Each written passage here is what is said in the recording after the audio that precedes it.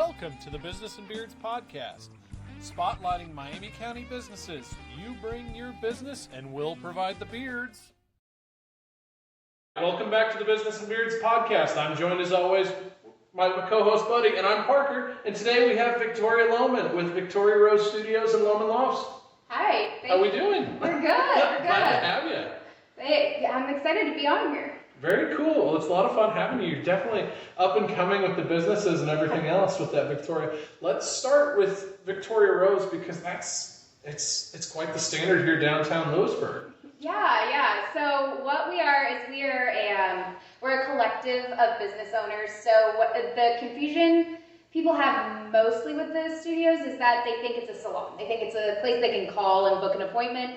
And you can, but we are 10 individual rooms, so we're 10 individual salons and salon owners. So it is not one salon, it's 10 individual ones that all have their own booking systems and their own checkout systems. So definitely, I guess that's a good thing. No, that's impressive, the amount of juggling all in one building. Yes. It's unique. And so how do they just say, okay, I Venmo you the rent, or do you, as the owner of the building, how do you set up such an operation where everything doesn't have to be checked every 5 seconds? Because you got way too much going on. So how do you organize the infrastructure of 10 businesses paying, another business essentially? I automate everything. Good. Everything is automation. I just have an ACH account and it auto drafts it every Friday, and if it's a holiday, it takes it afterwards, and they just know, like clockwork, it's going to come out. And if they need a rent release for any reason, they have to let me know ahead of time, and we sign off on it and we change it. But other than that, I rarely even look at it. Okay. I was trying to wrap my brain around how in the world are you managing this? I knew I never was going to collect rent weekly from now 11. Yeah. 11. Wow. So what does it take to run 11 different businesses? What all is under this roof in terms of what do you guys offer? Because it sounds like it's quite the portfolio. Yeah, so I am an extension artist and I work right up front. We have a lash and bridal artist. We have a couple barbers that do men's haircutting and shaves. We have cut and color specialists, more extension artists. We have a esthetician that does facials and treatments, and then we have a nurse practitioner. And she does weight loss, hormone therapy, IVs, you name it. She's our favorite.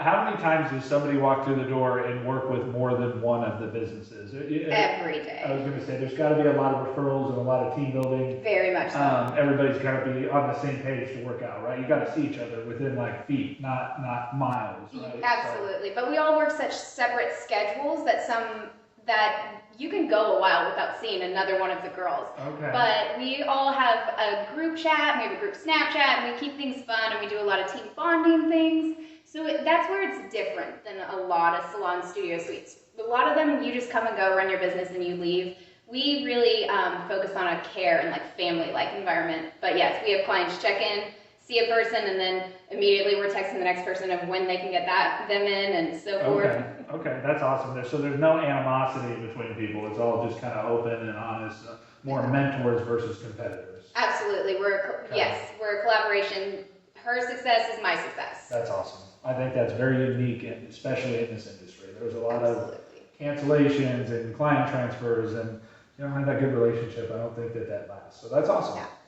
So when you started Victoria Rose, because you put a lot of work into this building alone. Would you talk about that process from kind of start to opening Victoria Rose?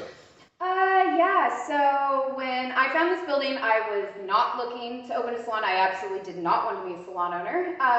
And we were driving our Razor through town one day on a parade day, and it caught my eye, and I yelled at my husband to stop and pull over, and started peeking in the windows, and he was like, let's go. And I was like, something's telling me I gotta get in this building. When I start something, there is no stopping me till I decide that it's not gonna happen.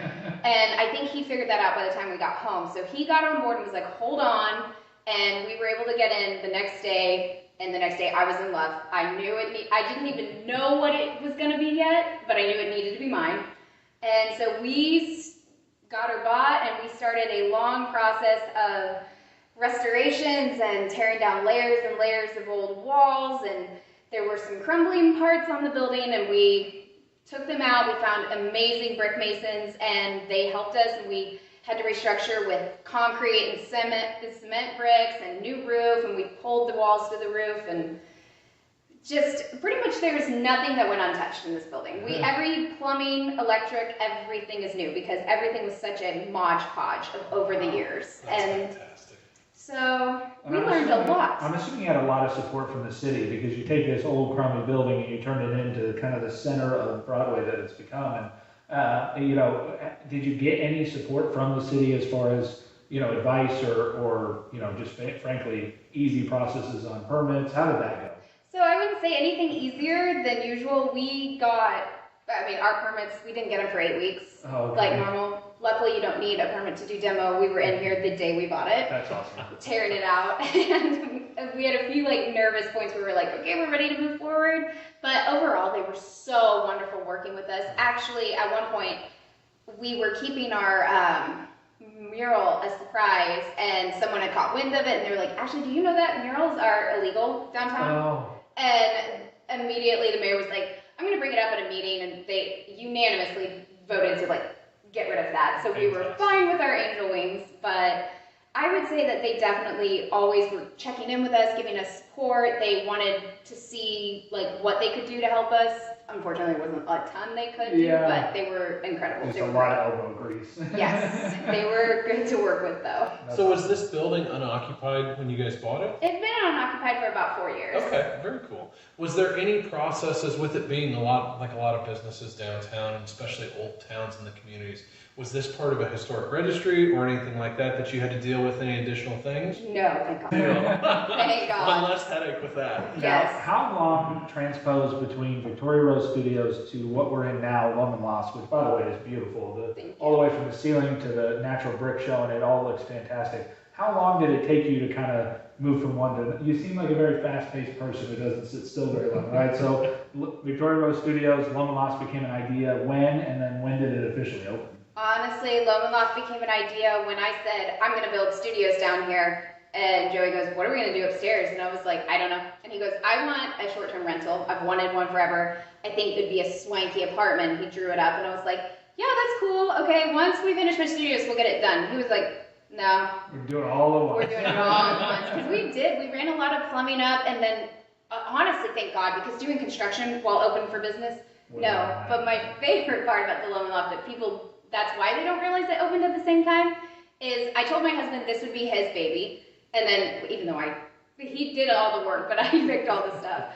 But we knew the opinions that would come from a short-term rental, and we chose not to make any sort of social media posts, any sort of announcements about anything. So the entire 7 months it took us to restore, we only talked about the studios, and it was literally 2 weeks before or maybe a week before the grand opening, I posted a video that was like, surprise, guess what? So all this opened at the same time? At the exact same time. And what year did you officially open? 2022. So it's only been 3 years? Yeah, That almost. is insane. Yeah. It feels like, and Louisburg's such a supportive community, I'm sure they've been supportive to you as well. It almost seems like if something's worth having, they just naturally ingrain themselves to make sure that, you know, they're staying around, they're successful, they give support. The first time I ever heard about the Lowman Loft was from Dixon Contracting and Ashley with Cut Chateau. And it was at just a regular chamber meeting. They're like, if you haven't been, you need to go. Like, my in-laws stay there every time they come in. And it was just a huge support. You would have thought they'd been here for 10 years. You know, so I think you've got the support from the community for sure. Definitely feel that way. Everyone's been amazing. That's good. Amazing. That's awesome. So, Lowman Lofts, Victoria Rose Studios, what do you do in your spare time? Because that seems to take quite a bit of your time as is. Well, then we remodel houses. One more feather in your cap. I still work full-time behind the chair, mother. We raise our baby, and my husband runs his pool company, and he builds swimming pools on the side. Very cool. How old are you? I call it on the side. Yeah. He has his full-time job. He's 6. 6. I get in trouble all the time for saying like, "Oh, my baby," and they're like, "Oh, how old?" I'm like, "Well, 6." They're but always still babies. my Especially baby. the first one boy is Yes. definitely going to be a baby for a long time. My baby forever. Yes, exactly. That's awesome. Now the pool company kind of led to flipping houses. I'm assuming it's just super, your husband sounds super handy and it just kind of all goes into one. Now, do you guys bid out a construction crew to do those flips, or is you and him kind of in there doing all the design and repair work on your own? We bid out the things we absolutely can't do, like roofing and drywall, but other than that, it's me and him and his crew he hires. Okay. Just working it out. Hopefully someday we can bid it out more so where it can be done elsewhere, but we're really hands-on. We can't leave a project without really getting our own opinions in there and making sure it's done right. Okay. Now, as far as flipping houses, how long of a process is that taking as far as from start to finish, it's ready to sell? Is this your first one you've done? This is my first flip, okay. but I have rental. We have two and a half rentals that we've remodeled and done, but this is the first one we're doing specifically to sell. Okay, well, I'm excited to see how successful it is. I think that's a business where everybody thinks it's oversaturated. How do I get into this? And to see someone who's never done one before successfully flip one, I think will give some inspiration to some other people. Yeah, and it was definitely a momentum thing of we finished this and we'd been so busy with this. It was December of 2022 that we were like, well, and we bought another On to the next project. Yeah. It's So, addicting. are these other rentals as well as the home to sell, are they in the Louisburg area? Yeah. Or do you have a further reach than what that you guys are doing? We're still staying pretty local. So the two rentals are just north of town, still in Louisburg School District. Then the house we're flipping is Paola. Well, it's north of Paola, just south of the roundabout. Okay. It's your first house on the right, and we're actually able to divide it. So we're going to be selling off a 10-acre plot with a water meter all ready for someone to build on. It's gorgeous. Has a little pond. And then the house, and 11-ish acres. Wow. So, I mean, you went from going from City of Louisburg fun to Miami County fun. Has there been any transition between the two? Different headaches that you guys have to navigate? Of course, different headaches, but we're just really big on figuring out what they want from us first. We're like, give us that checklist. Like, what are you going to come after us for? Like, we want everything. We'll go down and we'll cross it. And we normally pass on the first go.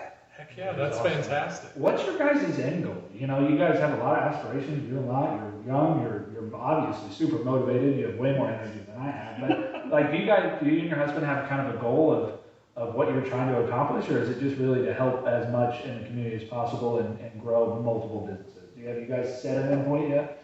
Yeah, his end point is to be a snowbird. We want to someday be able to invest in. I want Arizona. He wants like Florida to where. Arizona way up. I'll put it on Arizona. I want Arizona. Florida's kind of like in the 80s, 90s, 2025. You need to go there. I went to a retreat there and I was like, you can come with me or not. Like, I'm going here. So his main goal, I think, is to be a snowbird, and he's definitely more can't sit still even than I am. Mine is definitely, I found a surprising passion in 2021 whenever we bought this building, that I really love working with entrepreneurs, and I really like adding value to things. I like taking ugly things and making them pretty. Mine is more just, I enjoy the ride of it. That's awesome. But I'd also like to be a snowbird. Nowadays, especially if you have a good crew, you can do anything remote. So you can still just voice call and have them sell and say, no, I don't like that. Or whatever. So you've been posting a lot about the library and kind of the opportunity to purchase the building if it moves. That's kind of a good topic to kind of, I think, start and end on with the interview. What are your goals for that building? And obviously, when did that start in negotiation? Because I've read all the way from a certain time frame to like 3 years ago or in between. So when did you start the offer? And kind of, you have plenty of time to plan. So what are your next steps? So it's kind of a long story, but when we were doing this and I finally announced, like, by the way, boom, there's a whole apartment up here too. Like, of course, my DMs went crazy, but one of them was an employee over there, and she's like, oh my God, that's what I've been saying, that if somebody could come in and restructure, this place would be perfect for upstairs. Like, somebody needs to do what you just did. And she's like, would you ever do it again? And I'm like, I'm freaking tired. Like, no, I don't want to. And then that summer we kind of like chit chatted, and I kept being like, so when are you guys doing something? Are you not? And there wasn't like a set answer, and they were definitely very like, not one person can make this choice. So I finally was like, they don't know what they're talking about. Like, I was like, okay, well then we had our teeth into a few places in we were in Stillwell, Stanley, Paola, and just nothing was feeling right, like this was. So we started drawing up designs and talking to people about building into our parking lot, taking it to Mocan and going up, and taking away our parking lot and adding on. And then halfway through that, he was like, did you ever find out like what they were doing? I'm like, I don't know. So I asked, and they said, well, you could attend a board meeting if you want, but like we don't have answers for you. Yeah. So I attended a board meeting, and luckily I attended the one where they were talking about the amount of work that needed to go into it, and this and that led into that they were going back up, and said I was interested in putting in a bid on it, and so they opened it up to the public. They advertised it in the newspaper and started taking bids, and we had to write a letter of what we would do. And my thought was I wanted to recreate the loft because that has been such an asset. And then downstairs, not so much suites, but similar concept where I don't know what would go in, but I want to focus on it being touristy. And the building mine used to be 2, that one used to be 3. And I want to redivide it back up. They won't be huge storefronts, but they'll be storefronts that hopefully something can come in and create a lot of tourism. So, and that one has a lot of structural issues it needs as well, but I want another swing at it because there's a different order I would go in. Yeah, well, and you learn from experience, right? The more you mess up on one project is something else you got to do different than the next. Yes. So, the more you do, the better they'll end up, and this one's been fantastic. So I would be very excited to see the next one and kind of the transition, so that's awesome. Yeah. Yeah, definitely. If given the opportunity, I'm sure you'd hit a home run out of it. One of the things, part of your bid that I think was impressive, especially for community focus that you've done, was your agreement with that. We don't have to go into huge details with that because there's a lot in it. Would you talk more about their annual fee that you're charging the library? Oh, yeah, absolutely. So our biggest thing was if we close at the time the bond passes is what my agreement was, but I wanted to lease it back. I wanted to do free. The lawyers said, so we agree on $10 a year. The lawyer said, no, that's not a contract. So for $10 a year, the library gets to stay there as long as they need to complete their new build. So definitely takes away from rent or fees or them ever having to halt anything. We won't touch the space until they give us back the keys, essentially. Which is a big investment because and we see a lot of it, in other areas, but when you're building a massive multi-million-dollar project, things happen, things get delayed, things issues. So I think, part of the acceptance of the community is the fact that you're willing to not just foreclose on everything for aspirations. You still have them, but how do we help people in the community? Mm-hmm. I think, the long-term business owners in our community, they last because they care. It's not just about money, it's about legacy, and giving back is a huge factor to that. So I think that's awesome. I did not know that, but it's news to me, so that's awesome. Yeah, no, that's impressive. So we've talked about a lot already, Victoria, but what else? Have we missed something that you want to highlight with this? Not really, but with the library thing, also the timing of them getting to stay there for a couple of years, it gives me so much time to really figure out what the community wants and talk to business owners that are already being successful in other areas and try to coach them to come here and promote tourism and trendy kind of places that draw attention online, so that way people are driving in, because a lot of people drive in for the studios, a lot of people drive in for the loft.